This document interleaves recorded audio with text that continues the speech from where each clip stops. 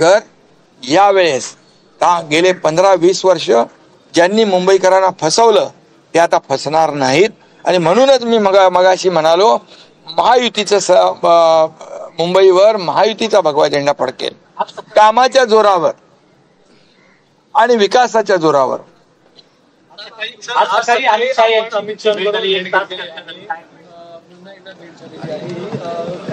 Sir याला जोडून आणखी प्रश्न भरत शेठ पुन्हा मी एकच सांगतो, केंद्रीय गृहमंत्री सहकार मंत्री अमित शाह साहेब हे आमच्या एनडीएचे आणि महायुतीचे नेते आहेत.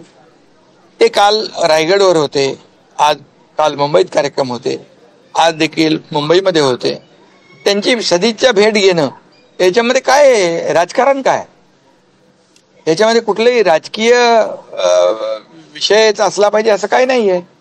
त्यामुळे सदिच्छा भेट आहे. सदिच्छा भेटीच्या दरम्यान महाराष्ट्रामध्ये राज्यामध्ये काही विकासाची कामं सुरू आहेत, प्रकल्प सुरू आहेत. केंद्र आम्हाला मदत करते. आदरणीय प्रधानमंत्री मोदीजी आपल्या सरकारच्या मागे उभे आहेत, गृहमंत्री उभे आहेत. त्यामुळे हे काही असं विशेष काय तुम्हाला वाटण्याची म्हणजे कुणालाही आवश्यकता नाही.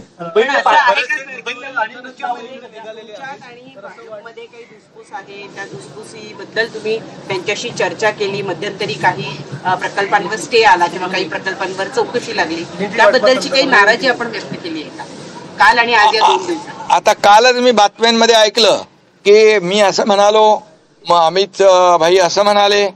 तुम्हीच सगळं चालवताय.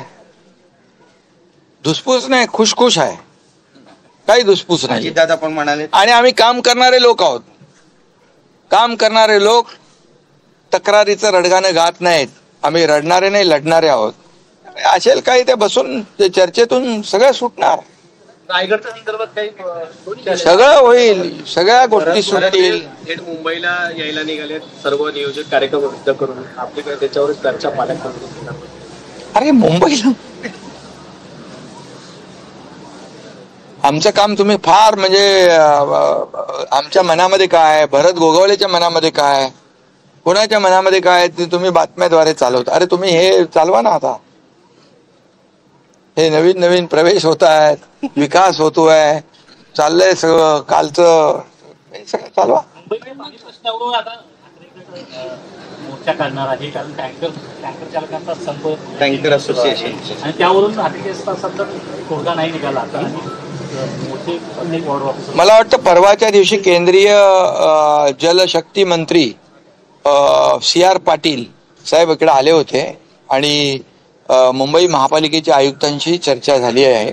आणि मी मुंबई महापालिकेचे आयुक्त श्री गगराणी यांच्याशी देखील बोललोय की ज्या पद्धतीने अगोदरपासून जी नियमावली होती, पाऊस पडेपर्यंत त्याच्यामध्ये कुठलाही बदल करायचा नाही, 15 जून पर्यंत कुठलाही टँकर चालकाला कुठलाही अडथळा येणार नाही.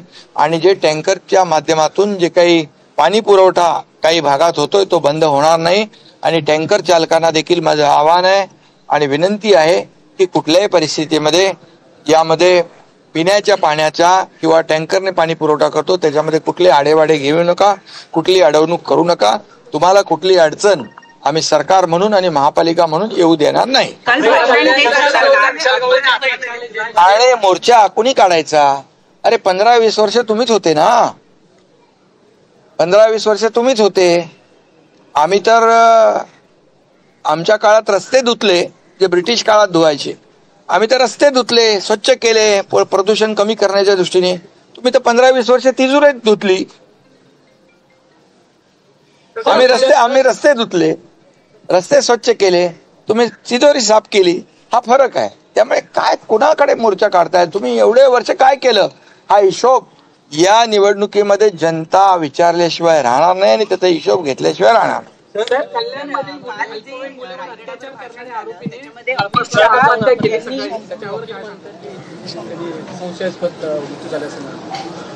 आता त्याच्या बाबतीमध्ये पोस्टमार्टम होईल, त्याच्यात रिपोर्ट येईल आणि त्याच्यामध्ये दूध का दूध पाणी का पाणी होईल.